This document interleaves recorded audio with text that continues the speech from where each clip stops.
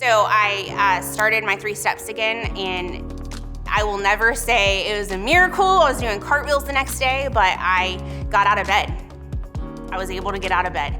My husband came home and dishes were done, and he was like, "Are you back?"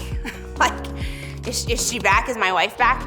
And, slowly but surely, by taking my 3 steps every morning, having hope again, being able to find the right care, being able to have the right support system, and through just taking the steps that I needed in the right direction, I found hope again. I found life again, and now I'm starting to believe it. So I feel like the confidence I was lacking, the confidence that I did not have then, that I lied to myself about, I'm now finding it and believing that this is possible for me and for everyone else.